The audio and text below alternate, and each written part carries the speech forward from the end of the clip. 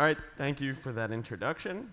My name is Todd. I'm going to start with a little background on myself and maybe why you should listen to a couple of things I have to say. My goal here is to hopefully help you guys have a couple more of those light bulb moments, post them on Instagram, win a free ticket to TNC next year. So a little background on myself. I worked on the AdWords team at Google for a couple of years, started on the small business team. On the small business team, I got to talk to thousands and thousands of small businesses struggling with AdWords, and my job was to help them turn it around. Later in my career at Google, I co-founded the Accelerated Growth team. The Accelerated Growth team focused more so on high-growth startups spending $10,000, $20,000 a month, and my job was to help them spend $200,000, $300,000 a month.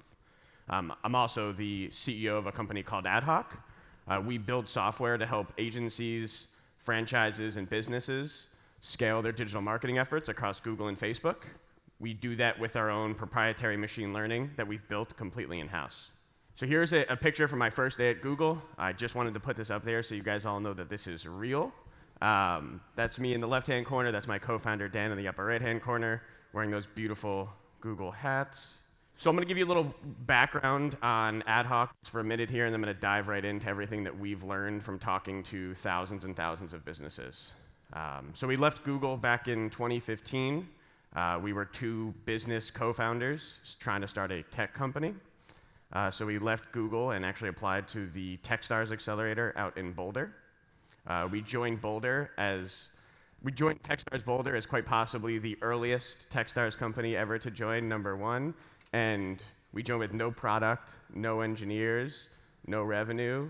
Really, every strike was against us when we joined Techstars, trying to be a tech company. But fast forward to today, we now have close to 400 or 500 customers. We've raised $4.6 million in funding, and we're managing close to $10 million in Google ad spend. Cool, so this is what we're going to go over today. We're first going to start with the basics. I know there's a wide variety of people in the room. Some people know a lot, and some people know just the basics, so I'm going to just start quickly through the basics. I'm then going to go through what we call the new sales funnel. I'm then going to go through different AdWords campaign types and best practices. This will be on Google Search, Display, Shopping, YouTube. And then lastly, I'll try to leave with things to remember.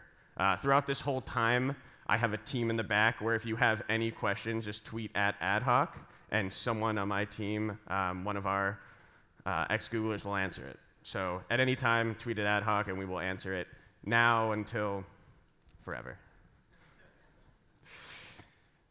Cool. So I'm going to start with the basics. So every AdWords campaign, as most of you know, has location targeting. So you obviously want to show your ads to a specific location. Most of our customers use radius targeting. It sounds exactly like it is. You pick a spot and you say, I want to show a 5, 10, 25, 50-mile radius around this location. However, what a lot of people don't know is you can also target by income level. You can target by central commercial areas. You can target by universities, and you can actually target by airports. So one interesting thing about the location targeting is, and a lot of things I'm going to talk about today, is when I say targeting, that could also mean negative targeting or excluded location. So let me give you an example of why this might seem straightforward but really isn't. So let's say I'm a bookstore and I want to sell books to college students. Well, your first option is to download every single college in the United States, get the list of them, and upload them to AdWords, and the chances of that all matching perfectly are pretty slim. However, you could obviously just target universities within the United States. Google will pre-populate all of those for you and put them all in there for you. So that's one way to look at this. The other way to look at these targeting options is for exclusions. So another example could be, let's say I sell high-end apparel, and I don't want to target any college students. Well, the only way not to target college students is to target the college students and add what's called a bid adjustment, and add a negative 100% bid adjustment. So that's kind of the stuff I'm going to go through today. Think of all of this not just as targeting, but the only way to also exclude that type of audience. So another basic of all AdWords campaigns is ad scheduling. So that's when do I want to show my ads, what hours do I want to show my ads, what days do I want to show my ads. Most of our customers show their ads 24/7. Once they launch their campaigns, they soon realize that from 2 to 8 a.m., they're wasting money, and they stop showing it then. So this allows you to control when your ads are shown, when you get phone calls, and kind of when you want to bid up or bid down. So another example here is, let's say you are you're a restaurant, and you're using AdWords, and you know Friday night and Saturday night are really important for you. What you could do is you could show your ads every day, but you could select Friday, and you can do what's called a bid adjustment and bid up by a certain percent because you want to get more aggressive on Fridays. Now, you could do the same thing on Thursdays, but maybe give yourself a negative bid adjustment. And this idea of negative and positive bid adjustments is really the #1 way in which you could optimize your AdWords account. So the last thing that every single AdWords campaign has is targeting by devices. So you can target by mobile devices, desktops, and tablets. You can go upwards to 300%. So let's say you're a locksmith and you really want phone calls. Well, you might say, if someone is searching for my ad on mobile, I want to bid up 300%, because they're really important to me. If they're searching on mobile, there's a click-to-call button, and I can bid upwards of 300%. At the same time, like I mentioned before, you can use -100% to not show on it at all. So Google does not have a button that says toggle on or off mobile devices, or toggle on and off desktops, or toggle on and off tablets. The only way you can not show your ads on mobile devices or not show your ads on desktops is to do a -100% bid adjustment on the device that you don't want to show on. So make sure you know that the -100% bid adjustment can be used anywhere where you don't want to show, but it's most frequently used with devices. So every AdWords campaign also has demographic targeting. So you can target actually by age and gender, similarly to like how I mentioned before, upwards of 300% bid adjustment, downwards of -100% bid adjustment. And again, what you're telling the computer is, hey, maybe I want to target females of the age 25 to 35. So you can bid up anywhere from 1% to 300% when that person searches. So now we're going to go into some of the more advanced stuff now that the basics are out of the way. This is something that we talk a lot about at AdHawk, which is kind of the new sales funnel that we look at it. Reason being, you guys see sales funnels all the time, and it's just from top to bottom, simple funnel. The truth is, if anyone's ever run ads online, it's never that easy. So we look at a beer funnel very similarly, because you have to make people aware. A percent of them leave. You then have to bring them back.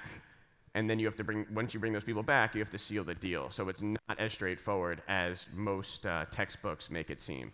So let's talk about how you can utilize Google AdWords to make your customers aware that you exist. So for those of you that don't know about display ads are those image ads that you see on third-party websites. Google has over 2 million websites that they have access to showing ads on, and that makes up about 90% of the internet.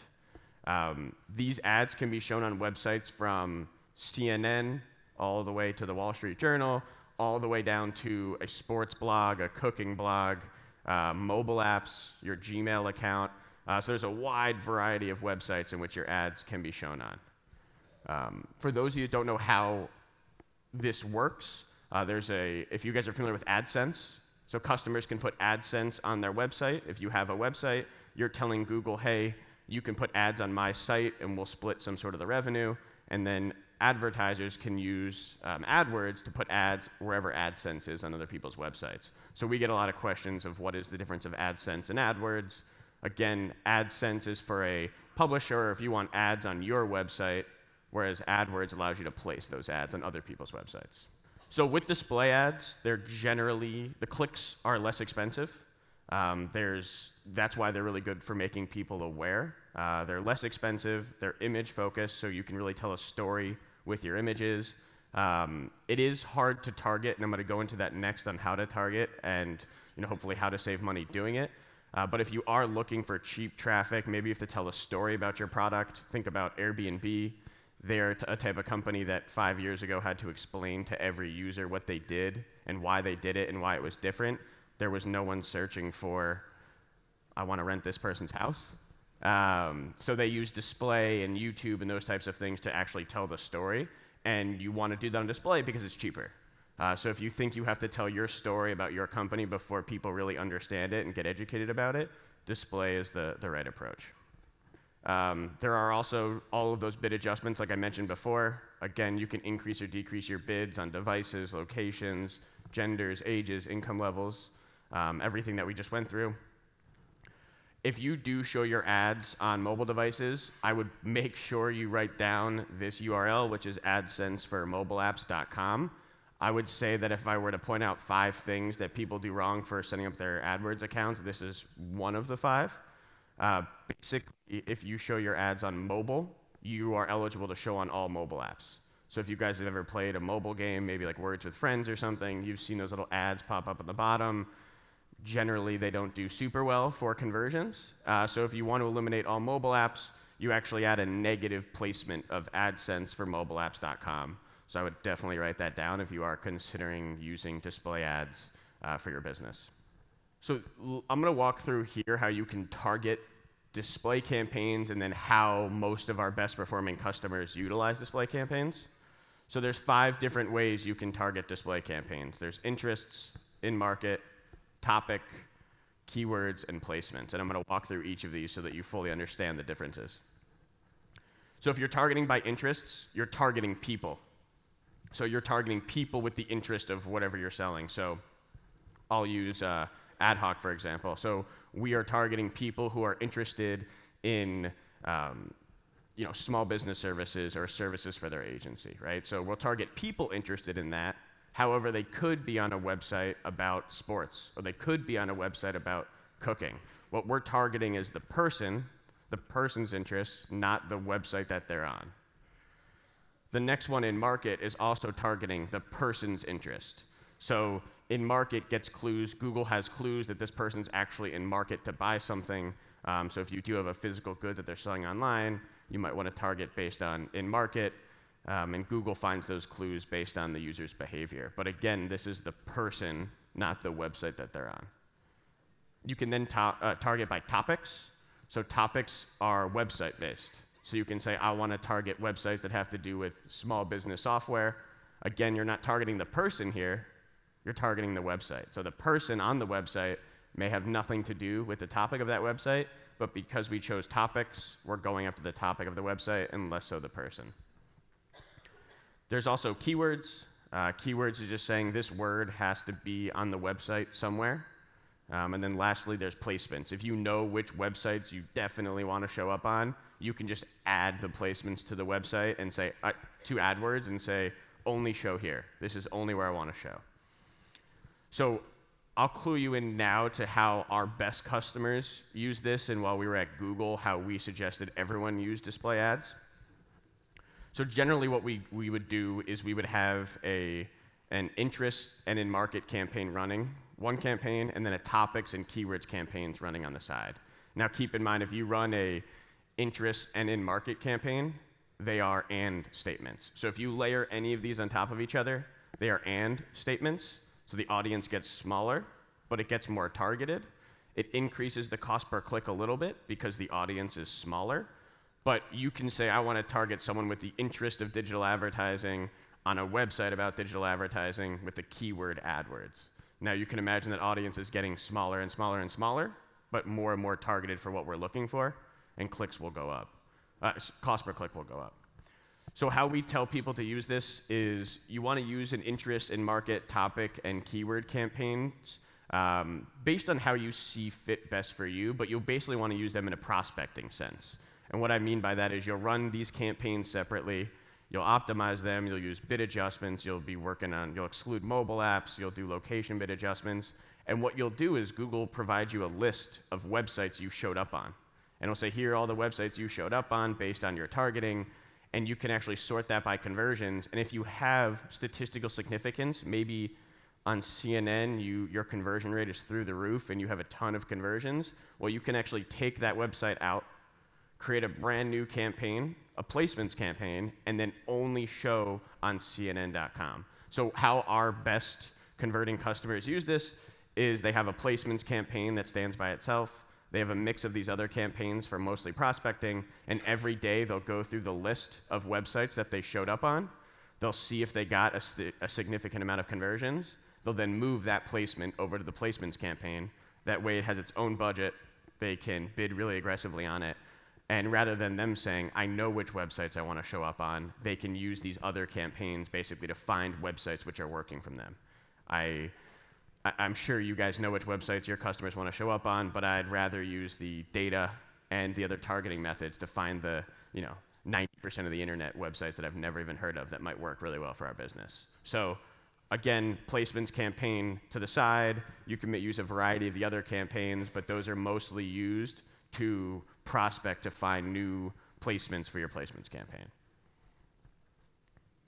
So some other things to remember for display. We get asked this question a lot, which is what are the best performing ad sizes? You could spend 3 weeks building ad sizes, but here are the best performing ones. What I would do when making these is I would have not just multiple ad sizes, but multiple variations of this. If you're going to be spending money on Google Display, I would recommend not using Google's Display Ad Builder. It's going to scan your website. It's going to make an ad for you. Your campaign will go live. But if you're going to spend even just $100 online advertising, I would go to Fiverr or one of those other websites and spend $5 or $10 investing in your assets. If you don't have good assets, display is never going to work for you. So if you are going to do this, make sure you do have some image ads. I would not recommend using Google's Ad Builder. There's a lot of good third parties that are pretty cheap to go out there and use. So something else really interesting within display is Gmail ads.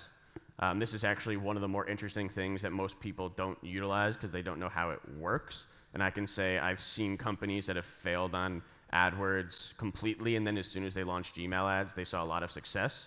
So if that sounds like you, I would definitely listen up for this part. So Gmail ads are a display campaign, like I spoke about, but they're a placements campaign. So the placement is mail.google.com. So how you would create this is you'd create a display campaign, placements, mail.google.com as the placement. Again, you're telling Google, I only want to be inside Gmail, and that's it. You then layer keywords on top of that. So like I spoke about before, this is a placements and keywords campaign. So the audience is smaller, but it is a more targeted audience. So after targeting mail.google.com, you put keywords in. And what you're doing with the keywords is you're saying, if this word is in the customer's email, show them this ad. And if you've ever seen the promotions tab within Gmail, those are the little yellow banner ads that I'm talking about. There is no one else that offers, hey, advertiser, if they're saying something in their email account, let's show them ads. So although it sounds pretty creepy, it works. So you might as well use it. So Gmail ads generally have less competition because not many people are using it yet. There's more supply than there is demand. So I've seen clicks go for as little as 5 or 10 cents. And for most businesses here, like ourselves, where clicks on search are $20 or $25, if you can get them for 10 cents, you can afford a much lower conversion rate. So you can afford to kind of spend evenly on both of these. So some things to know when running this. Again, it is just a display campaign with a placement of mail.google.com. Know the difference of clicks and clicks to website. Google has a column called clicks. Obviously, you can see your clicks. But with Gmail ads, a click is actually just that first click. So you see that yellow bar? The first click takes you to a bigger image. So a click to Google is actually just that first click. However, what you guys probably care about is clicks to website, and that actually takes 2 clicks. So you'd have to click on the first one, then you'd have to click on the expanded ad, and then you'd have to take into the website. With these images, I would try a whole bunch of variations. I wouldn't just shove the same image down the throat of the customer every time. Try to find different images that you can use here. Now, if you have a developer on the team, you can take this to the next level, and our best customers all do this. You can actually upload an HTML ad. So rather than that image being the expanded ad being like a static image ad, you can actually upload an HTML ad. And what's really cool about that is if any of you guys are looking to increase your newsletter or email signups, and that's really important to you, you could actually make an HTML ad. You can embed a MailChimp form, a SendGrid form, any of the forms that you guys use to collect emails, and then the customer doesn't have to go to the website, right? They can actually put their email in right inside of the ad, and that's the only format in which you can do that at Google. So highly recommend using Gmail ads if you are looking to increase your newsletter signups, your email signups. It's really, really useful. So after you bring this cheap but relevant traffic to your website, how do you bring them back to your site to convert? And that's where remarketing comes in. If anyone here has ever been on Amazon, you've been remarketed to. Remarketing is when you click on an ad, you buy that product or don't buy that product, and then that ad follows you around the internet basically forever. That's remarketing. Now you might ask, sometimes you'll buy the product and that product will still follow you around the internet. Now, those people generally aren't setting it up correctly. Hopefully the correct way they're setting it up is they're only doing that because they think you didn't purchase. And that's how I would recommend you guys doing it, so you don't become irritated, probably like how you guys felt after you bought the product and that product followed you around for the next 30 days. Remarketing can actually work on Google Search, YouTube, or display. So YouTube is really interesting, right? You could come to AdHawk's website, not convert, but then go to YouTube, and then once you go to YouTube, you see a pre-roll ad, video ad that we created. So you can imagine how you guys could use video to remarket here as well. I'll go over some things to keep in mind as we do this, and then I'll go through some kind of best practices. But one big thing to remember is make sure you're showing a different message. If someone came to our website, again, I'll use us for an example. Someone comes to our website, we talk a lot about saving time. We're really big believers that saving time is the most valuable resource for you, and we want to help you save time. And that's messaging that we come across. But if you don't convert on our website, something didn't resonate. You weren't interested, or the wording we used wasn't right. So we're not going to show you a remarketing ad that says save time, because we already tried that and it didn't work. We'll probably use a remarketing ad that says save money, or optimize better, or something to that nature. So don't just show them the same messaging and same image over and over again. There's a reason they didn't convert. Just own that and show them a different messaging, and that's how you can help increase conversion rates. So you can use all of the bid adjustments we talked about before, locations, devices, ad schedule, all of that stuff you can use on remarketing campaigns. You can use multiple combinations, and what I mean by that is you probably want to build a campaign of targeting people that got to your shopping cart and didn't convert. You then want to build a second campaign that says people that got to my website and didn't convert. Those people are very different, right? If you just get to the website, you're not that interested. So maybe a budget on that campaign is $10 a day. But if they hit your shopping cart and they had products in the shopping cart and then they didn't buy, they're obviously way more interested. So you'd want to put more budget towards that campaign. So when you're using remarketing, don't just target all users. At bare minimum, do shopping cart and then everyone else, because you really want to make sure you have enough budget allotted for the shopping cart abandoners so you can remarket to them. Like I said before, make sure you create your own images. It is like $5 to go create images. I'm sure there is someone out there in a booth that helps make images. Please find them, because it'll be way more effective for your remarketing campaign. Lastly, there's this concept called view-through conversions. View-through conversions are when Google says, we're gonna count this as a view-through conversion. And what that means is the customer saw your ad, they didn't click on it, but they did end up converting, and we know that because we have a pixel on your website. So we're going to tell you that it did something. We're not going to tell you they clicked on it. At AdHawk, we usually say take 10% of the view-through conversions, and kind of that's what you should assume actually had impact. The other 90% we say, well, they probably would have converted anyway, or that's just how we like to do the math. That's what we've seen work. But at least look at the view-through conversions. It is an interesting thing to look at. So here's how remarketing works, just on a slightly more technical level in case you're wondering. So customer goes to your site. They get a cookie on them. This is a pixel that you put on your website. You can also use Google Analytics to import any audience you want. They then leave your website, and then a remarketing ad follows them for as many days as you want to follow them. Some things to know when you set this up: you can only do remarketing if you have at least 100 people in your remarketing list. Obviously, that's for privacy reasons. You wouldn't want me coming to your website, and I wouldn't want to see ads following me around that says, hey, Todd, I know you're on my website, buy your product. So that's how Google kind of helps with privacy a little bit. So there has to be at least 100 people on your website. You can't just remarket to one person over and over again, although that does sound quite enticing. You'd want to bid higher than you normally would. So Obviously, there's no standard of this is what you should bid because we all sell wildly different things here. However, whatever you're bidding on display or search, generally remarketing is 25 or 50% more expensive because that list is smaller and these people are more highly concentrated.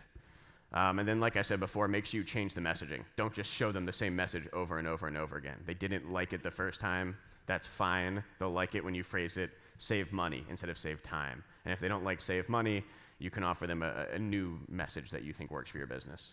So there's remarketing on display and there's remarketing on search. So remarketing on display is those images that follow you around the internet and what I talked about before, the display network, the 90% of the internet. There's also remarketing on search. So what you can, and I'll go into this when I have a search campaign next, so I'm gonna run through this slide so it makes sense.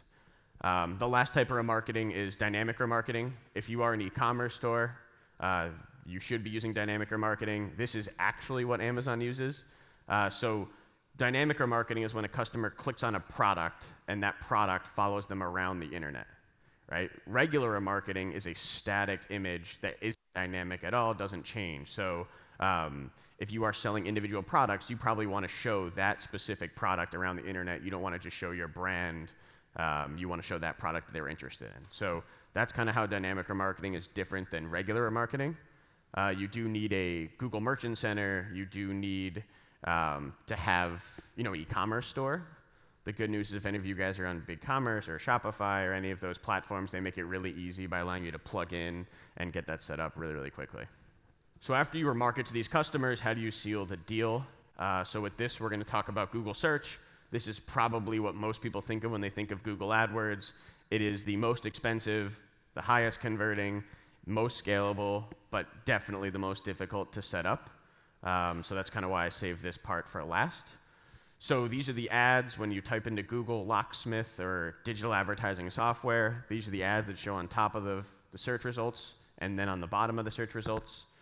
There's usually 8 ads on a page. However, it can change depending on the search. What Google does is it ranks them 1 to 8. So if you're in at position 2, you're obviously 2 from the top. If you're in position 8, you're probably somewhere on the bottom or on the second page. So make sure when you're running Google search ads, you know which position you're in. These show on Google Search. They can also show on Search Partners. Search Partners is something you can toggle on or toggle off whenever you want. Just so you guys know what Search Partners is, there are websites out there, if I'm not mistaken, I think AOL is one of them, that licenses Google's search results from Google. So although they are still Google results, you may not show on google.com, you may be showing on AOL, and I really don't know all the other search partners, but you can toggle that on and off when setting up a search campaign. So if you just want to show on only Google search, there's a setting right when you're setting it up that says search partners. It usually starts checked, so I would just uncheck that if you don't want to show on search partners. Like I mentioned, these have the highest conversion rate. They are the most expensive. They also are the most scalable. So although I believe that this is the most impactful type of campaign you can make, it is the hardest to set up, and it is where most people fail. So some things to keep in mind, and then again, we'll go through some best practices, and we'll kind of dive into an example. There's this concept of quality score. So every keyword has a quality score. The quality score is from 1 to 10. How Google comes up with the quality scores, it's a little bit of a black box. If you really want to drill Google about questions about quality score, they're standing with our team over there, and I'm sure they'd love to explain how quality score is calculated. But generally, how it's calculated from what they've told us is it looks at your keyword, it then looks at how relevant is your ad, how relevant is your landing page, and it uses all of that, how high is your expected click-through rate, and uses that to come up with a score from 1 to 10. Now, I don't have any magic to tell you how to go from a 7 to an 8 or an 8 to a 9. I've completely copied campaigns and restarted them, and the quality scores went from 8 to 9. So what I would say is if you're somewhere in the range of 6 to 9, you're in fine position. Even if you're in 5, you're in fine position. If you're below that, maybe look at your landing page. Maybe Google's not crawling it correctly. Maybe your keywords aren't on there. Or maybe your ad doesn't match your keyword. A big mistake people make is they try to get too marketing talk in AdWords ads. Keep that for Facebook or display. The AdWords search ads just match what the person searched. Like, that's the best use case.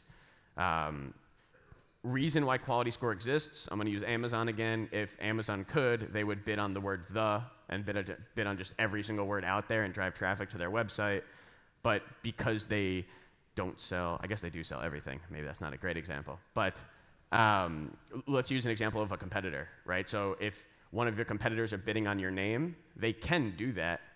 If it costs 10 cents for you to buy that ad, it'll cost them $1. Right? So it's a way to make sure that there's a competitive balance and that people with deep pockets can't just buy literally every single word on the internet. So let me go. Cool.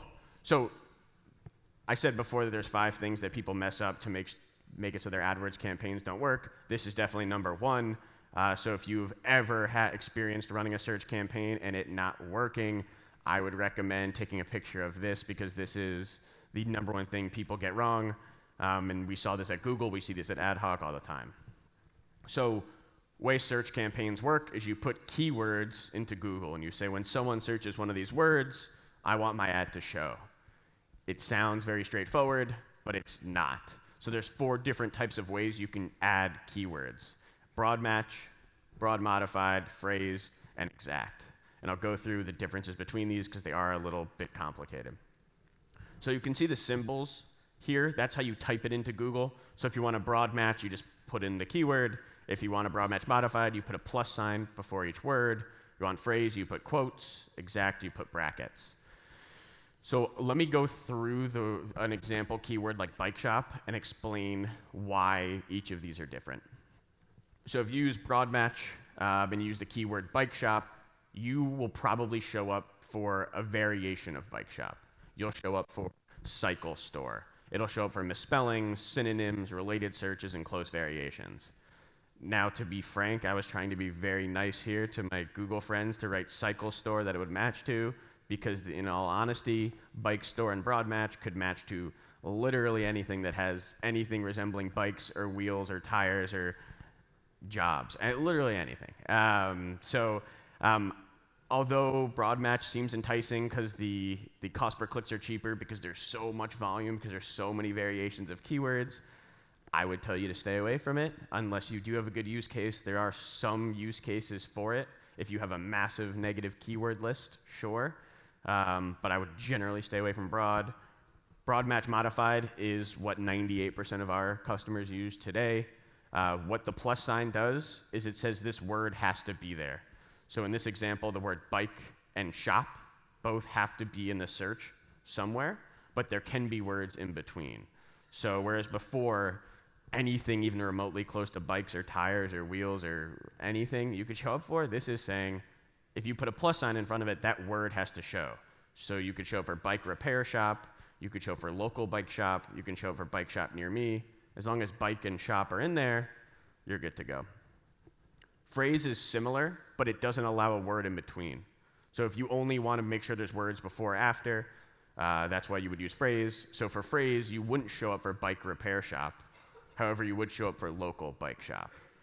So broad matches modified just gives you a little bit more wiggle room, makes it a little bit easier than phrase. But if you really have a reason why phrase match works, you can do that as well. And then lastly, there's exact match. So that's just exactly this. I want them to show up exactly this way and no other way. We see customers come to us all the time. The number 1 thing we look at is, are their keywords broad match? Are they broad match modified? And if they're broad match, you can go what's called to the search terms report, and you can actually see what people have typed into Google to match your ad. And if you are using broad match keywords, you will be shocked to see what you see in there. You should do it after this if you haven't already. One other thing I'll say before I get into ad extensions here is we look at search campaigns very similar to display in terms of structure, where we'll use a broad match modified campaign. What we'll do is we'll then go through the search terms report, and the search terms report will show you actually what people are typing into Google.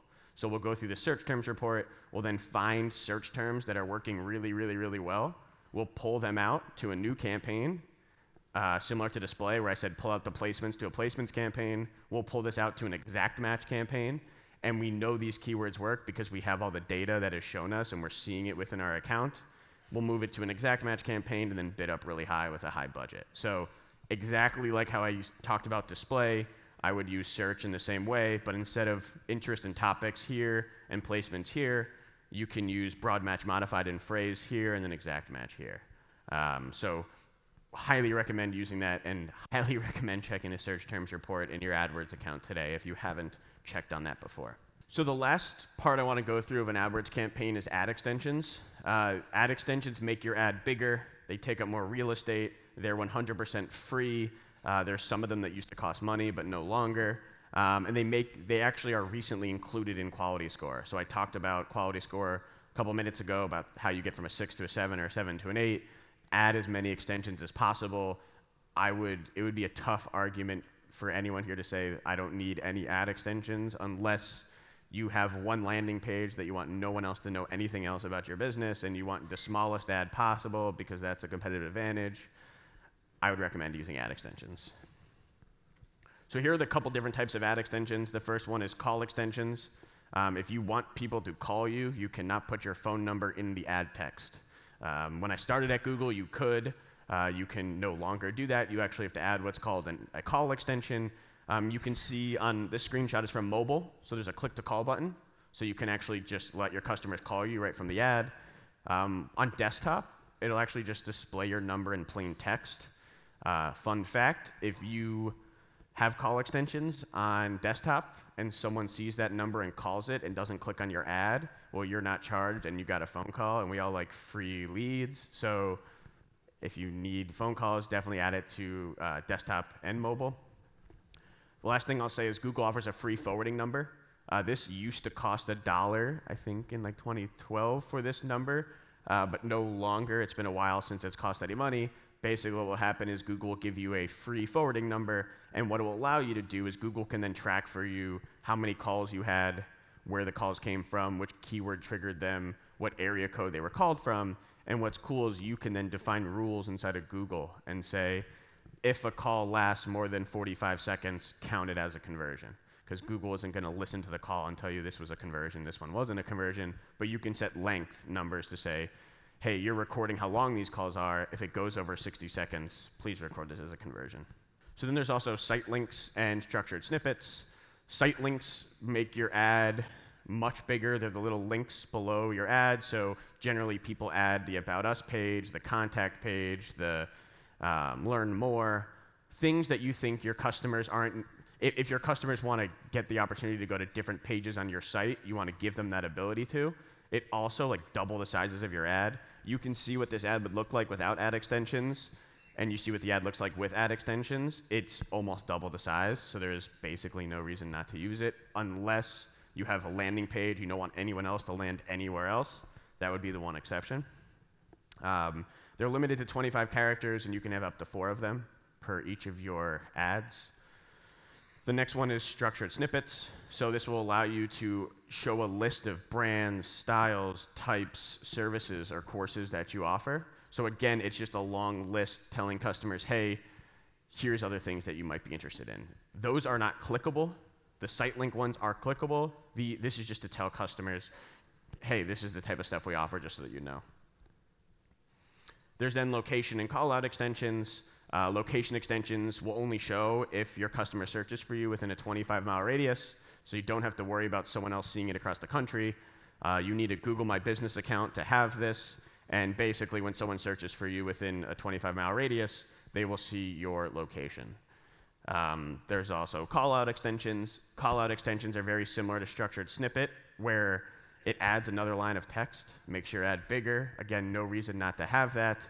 And this allows you to just say different things about your business. So some people will say free shipping, 24/7 customer service, family owned and operated. Anything that sets you apart, add as callout extensions. Again, there's no reason not to use all of these. So the last thing I'm quickly going to go through, because I'm running out of time here, is Google Shopping. If you are an e-commerce company, I'm happy to talk about this afterwards, or find someone in the back over there wearing a green shirt. But if you are an e-commerce company, Google Shopping is the #1 way in which you should spend all of your money on Google. If I had to pick one, if you've searched on Google for any product, you'll see images in the upper right-hand corner that show up that have pictures and will show you the price of those products. The reason Google Shopping is great is because before a customer clicks on your ad, they know what it looks like, they know the price of it, and they've seen competitors around it with the images.